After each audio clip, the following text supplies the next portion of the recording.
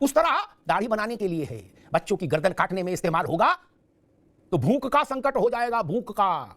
लेकिन ये मैं कम से कम पहली बार देख रहा हूं जिसमें रक्त को पिया गया, पीने की कोशिश की गई, यहां भी रक्त लगा, यहां भी लोथड़े लगे मांस के, ऐसा बताया।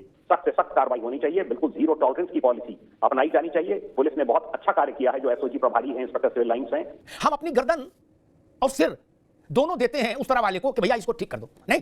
और कई बार आदमी आंखें भी बंद कर लेता है, गाना सुनता रहता है, यहां बना दो बढ़िया, नहीं।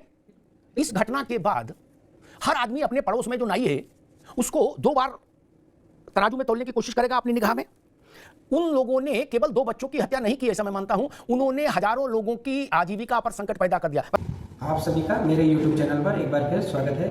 एक और वीडियो आपके सामने प्रस्तुत करने जा रहा हूं। आज की वीडियो में बधाइयों के दरिंदे ने किस प्रकार 2 मासूमों की जिंदगी के साथ खिलवाड़ करते हुए एक धारदार हथियार से उनके गले को रेतकर इंसानियत को शर्मसार किया, वो सब इस डिबेट में देखने को मिलेगा। आपसे अनुरोध है कि वीडियो को अंत तक जरूर देखें। चैनल पर अगर आप नए हैं तो चैनल को सब्सक्राइब करें, बेल आइकन को दबाना ना भूलें ताकि आने वाली वीडियो का नोटिफिकेशन आपके पास सबसे पहले पहुंच सके।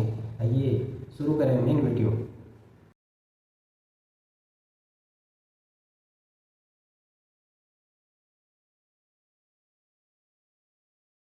अपने पेशे को भी कलंकित कर दिया, उसको भी शक के दायरे में लाके खड़ा कर दिया। आज नहीं तो कल देखिएगा रोजी रोटी का संकट पैदा हो जाएगा बाल काटने वालों के लिए। ऐसी स्थितियां पैदा हो रही समाज में। खैर, क्योंकि सारा मसला भरोसे का है। उस तरह दाढ़ी बनाने के लिए है, बच्चों की गर्दन काटने में इस्तेमाल होगा तो भूख का संकट हो जाएगा, भूख का। जैन साहब, ये जो घटना घटी, आपके इतने लंबे टेन्योर में आपने उत्तर प्रदेश पुलिस को लीड किया, कैसे देखते हैं इसको? मतलब पड़ोस में दुकान, अच्छा रिश्ता, आना जाना, चाय नाश्ता, झूठ ही सही, छल ही सही, धूर्तता ही सही कि मेरी बीबी गर्भवती है, 5,000 रुपए मांगे वो भी मिल गए, हालांकि पत्नी गर्भवती नहीं थी। ऐसे रिश्ते में ऐसा काम। और आपने भी देखे होंगे, हमने भी एक पत्रकार के नाते ऐसे कई अपराध देखे जिनमें नृशंस हत्याएं हुई, लेकिन ये मैं कम से कम पहली बार देख रहा हूं जिसमें रक्त को पिया गया, पीने की कोशिश की गई, यहां भी रक्त लगा, यहां भी लोथड़े लगे मांस के। ये सब क्या देखना पड़ रहा है? अच्छा है मैं अंधा हूं। जैन साहब, ये क्या मानसिकता है, कैसे निपटे? मैंने अपने 33 साल की तरबियत में इस प्रकार का नृशंस हत्याकांड, जिसमें बच्चों के गले दिए गए हों, इस तरह से उनका खून पिया गया हो, जिनसे कोई मतलब नहीं है, जिस परिवार में आना जाना है, जिस परिवार से अच्छे संबंध हैं, एक तरफ आप 5,000 रुपए मांगने आए हैं, चाय की फरमाइश कर रहे हैं, गुटके का एक पैकेट मंगवाया है एक बच्चे से, वो उसको लेने गया है, और ऊपर से आप छत पे जाकर और इस तरीके से गले काट रहे हैं। ये क्या क्या क्या इनको कहां से ये सब सबक दिया जा रहा है? चिंता इस पे की जानी चाहिए। सख्त से सख्त कार्रवाई होनी चाहिए, बिल्कुल जीरो टॉलरेंस की पॉलिसी अपनाई जानी चाहिए। पुलिस ने बहुत अच्छा कार्य किया है, जो एसओजी प्रभारी हैं, इंस्पेक्टर सिविल लाइंस हैं, और इसका स्रोत भी पता करना चाहिए कि इसको ये मानसिकता मिली कहां से। चुल्लू भर पानी में जाके डूब के मर जाओ। हम अपनी गर्दन और सिर दोनों देते हैं उस तरह वाले को कि भैया इसको ठीक कर दो, नहीं।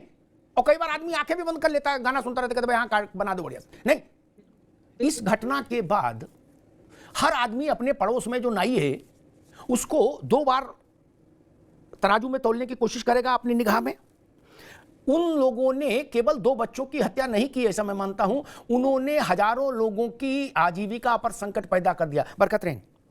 बिल्कुल सही कहा अमिताभ जी आपने। इतनी बर्बरता की है, इतनी बर्बरता की, इसकी जितनी निंदा की जाए उतना कम है। 2 मासूम बच्चों की बात नहीं है, ये हिंदू लाइव्स मैटर, हर थोड़े दिन बाद किसी हिंदू को मार दिया जाता है, और ये रुक नहीं रहा है। एक के बाद नाम बढ़ते जा रहे हैं, लिस्ट बढ़ती जा रही है, और सियासत लगातार इस पे चमकाती रहती है। अपने दूसरे जो विपक्ष है या सभी पार्टी के जो लोग हैं वो इसके ऊपर राजनीति करते हैं। ये मसला बहुत गंभीर है, कड़ी से कड़ी सजा मिलनी चाहिए थी। आप एनकाउंटर की बात कर रहे हैं, यहाँ पर ये सोचिए कि इन्हें रोका कैसे जाए, क्योंकि इनकी ऐसी तालीम कहाँ मिल रही है कि ये बच्चों को भी नहीं बख्श रहे। कुछ शर्म आया है? चेहरा काला हो गया। ऐसी स्थिति पैदा करने को सोच सकता था कि बच्चे का उस गला काटेंगे उस तरह से और फिर उसका रक्त पीने की कोशिश करेंगे।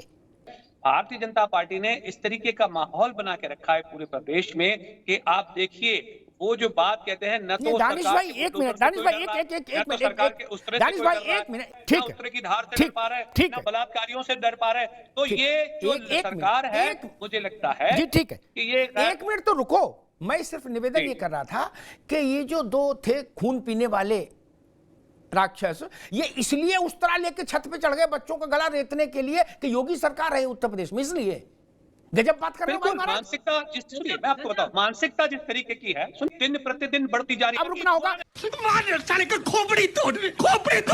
मैं ठीक, अब रुकना होगा, मैं आनंद दुबे के पास चलूंगा, लेकिन ये घटना हमने 35 साल में नहीं देखी कि गलिया रेता बच्चे का फिर रक्त पिया, इसलिए ये सवाल खड़ा हो रहा है।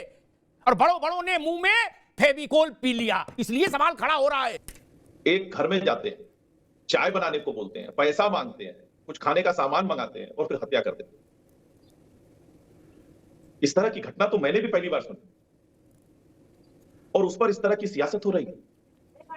शिवपाल यादव कह रहे हैं काउंटर करने की क्या जरूरत थी? अरे भैया वो गला काट के भाग रहा है, पुलिस पे गोली चला रहा है, पुलिस क्या करे, आरती उतारे? अखिलेश जी कह रहे हैं कि काउंटर की बात उठा रहे हैं, सवाल उठा रहे हैं। देखिए ये लोग, मैं स्पष्ट रूप से आपकी डिबेट में कहता हूं, जहां भी अपराधी हो, हत्यारा हो, आतंकवादी हो, अगर मुसलमान है तो समाजवादी पार्टी, कांग्रेस पार्टी की हिम्मत नहीं है कि उसके खिलाफ कुछ बोल दे।